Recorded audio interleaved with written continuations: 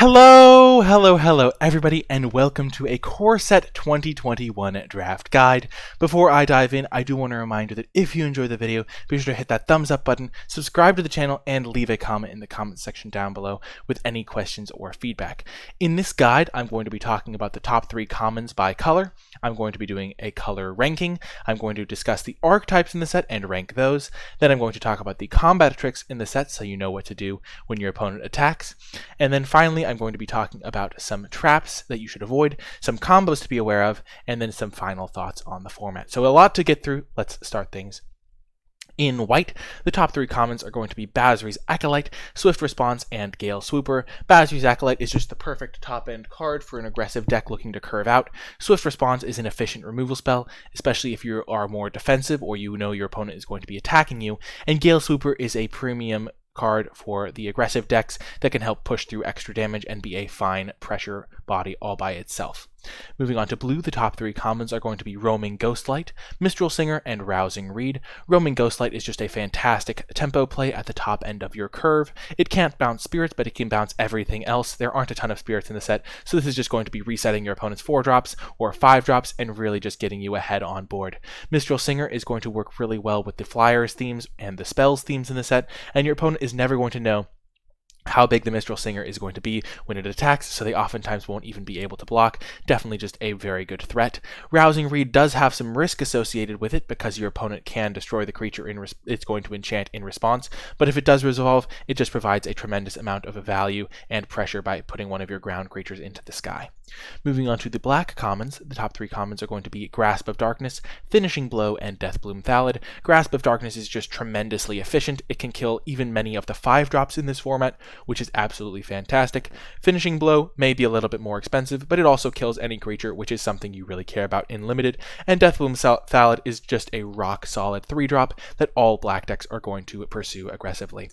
Moving on to red, speaking of aggression, we have 3 more powerful commons here, and a host of others that didn't even make the list. Number 1, we have Scorching Dragonfire, Spellgorger Weird, and Chandra's Magmut. Scorching Dragonfire is just a tremendously efficient removal spell. Absolutely fantastic at killing cards all the way up the curve, and the Exile Clause is actually very relevant against some of the threats you're going to be killing with it. Spellgorger Weird may look like it's just good in a blue-red spells deck, but there's enough non-creature spells flying around for all color combinations that Spellgorger Weird is just going to be a must-kill threat most of the time it hits the board early on in the game, and that is just very good for 3 mana. Chandra's Magmut is a 2-drop that is very relevant later on in the game because it puts pressure on your opponent's life total even when it can't attack, which is something red decks are very interested in and makes this a card you're going to be happy taking early and playing as many copies of as you can get. Moving on to green, our top 3 commons are Llanowar Visionary, Hunter's Edge, and Drowsing Tyrannodon. Llanowar Visionary is just a 2-for-1 built into a solid-sized creature that also ramps you, so it basically does it all and is a fantastic card to take early and play as many copies of as you can get. Hunter's Edge is a great removal spell by green standards, 4 mana to kill basically any creature that's sized for the game, so if you have a relatively early game where you only have a 3-drop in play, you're going to be able to kill your opponent's 3-drop with your Hunter's Edge, so you're going to want to make sure you have a lot of creatures in your deck to use your Hunter's Edge properly, but other than that, it doesn't ask a lot of you, and it's going to be quite an efficient removal spell a lot of the time, even leaving a counter behind for some extra value. Drowsing Tyrannodon is good in the slower green decks where you're trying to stall the game and survive to play your big green ramp finishers, but also good in the more aggressive versions because it is not that hard to have a 4-powered creature in play if you build your deck around it. So Drowsing Tyrannodon plays both sides of the ball quite well and is definitely a card you're going to be aggressively taking in your green decks. Let's get to some color rankings now. I want to preview this by saying that all of the colors are going to be pretty solid, and just because red is the best and green is the worst does not mean that green is vastly worse or unplayable, or that red is something you have to force every draft. That being said, I do believe the color ranking is red, blue, white, black, and green. I think red is the best because it just has the best commons. Blue is second best because it also has great commons and some of the best uncommons in the set, and also pairs nicely with all of the other colors that it pairs with.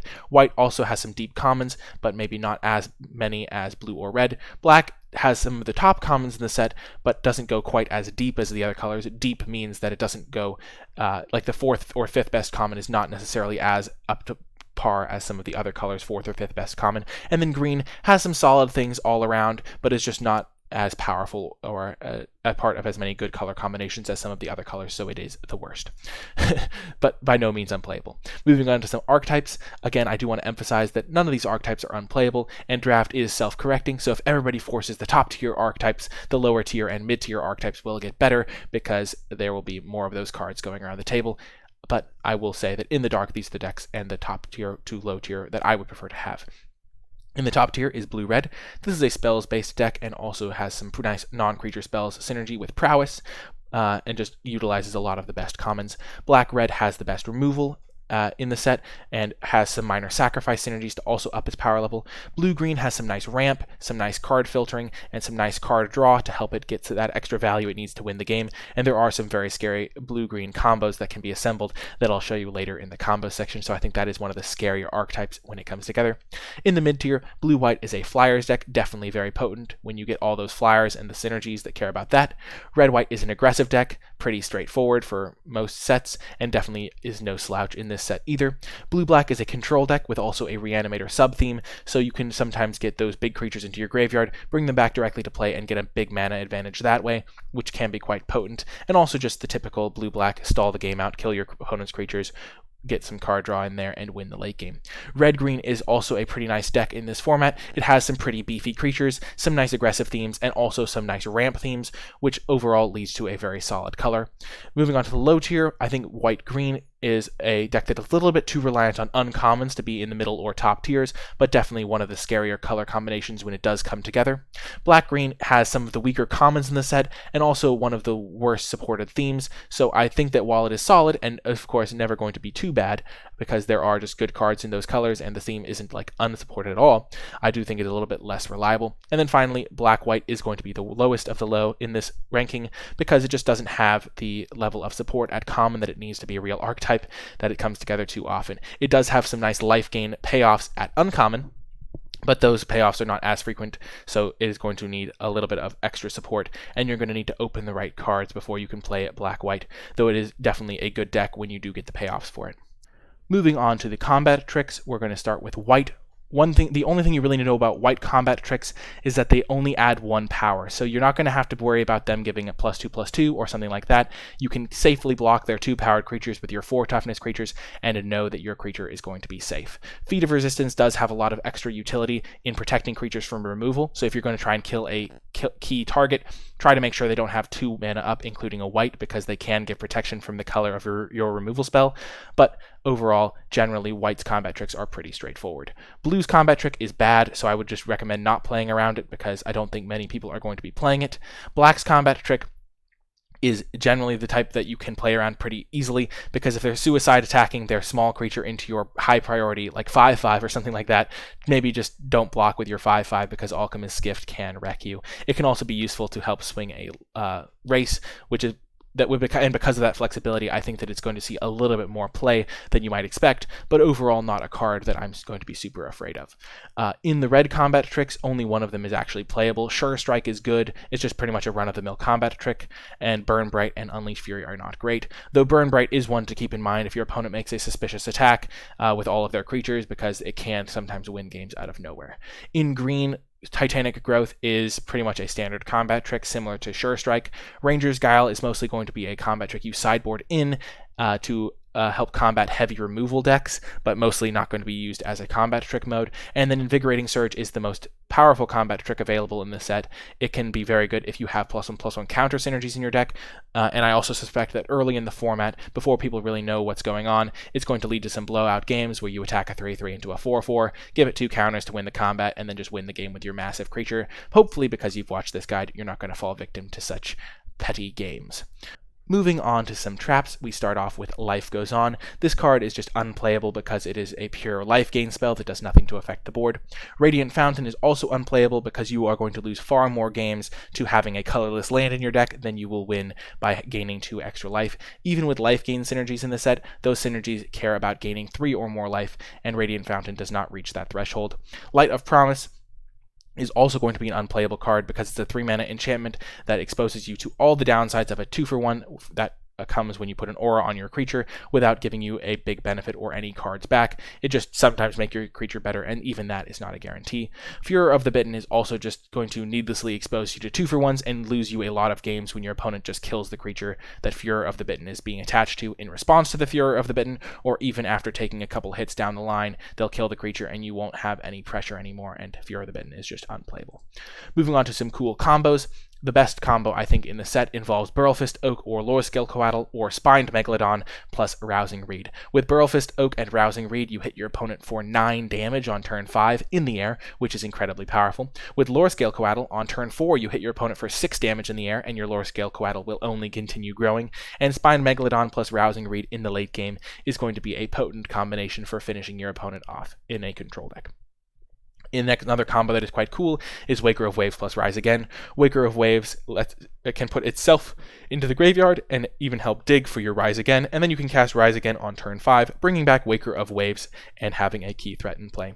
And then the final combo is the classic Steal Your Opponent's Creature, Sacrifice It in Traitorous Greed and Hobblefiend. There are, of course, other sacrifice outlets other than Hobblefiend, but Hobblefiend is in red, so I expect that, and is a common, so I expect that one to occur quite frequently. Basically, you take your opponent's creature, and then you sacrifice that creature to Hobblefiend. Pretty self-explanatory, and lets you use Traitorous Greed as a removal spell, while also growing your Hobblefiend, which is quite nice. Moving on to the fixing, we can see that there is not a lot of it in this set. In green, you have access to Cultivate, which can sometimes enable a splash, but mostly is just going to be used in your 2-color deck to make sure you continue hitting land drops. The gain lands can help you splash sometimes, but mostly they're just going to be used to help you have consistent mana in your 2-color decks, and they are quite solid at doing that. Meteorite can be used in a pinch to help you splash or something like that, but generally is not going to be played outside of that. And then the fact that Prismite makes this list for fixing is quite sad, because Prismite is just not a good card that you should really ever be playing, and also is just kind of an indicator that fixing is quite poor in this set. So make sure you stick to 2 colors and you will do quite fine.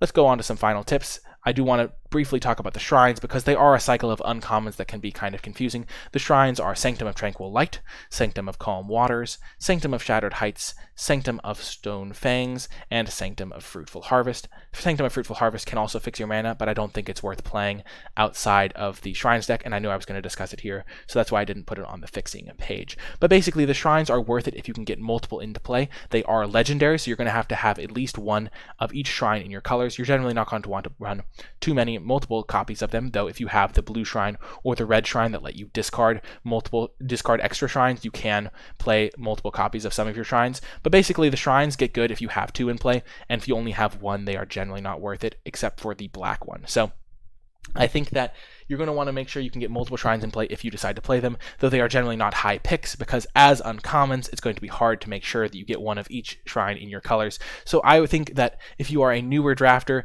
you aren't going to be that far wrong if you never play the shrines, but if you are a more experienced drafter and you're willing to speculate on some of the shrines and maybe even splash a shrine, then you can get a decent amount of value out of them if you manage to pick up multiple copies, but generally not going to be worth it if you just have 1.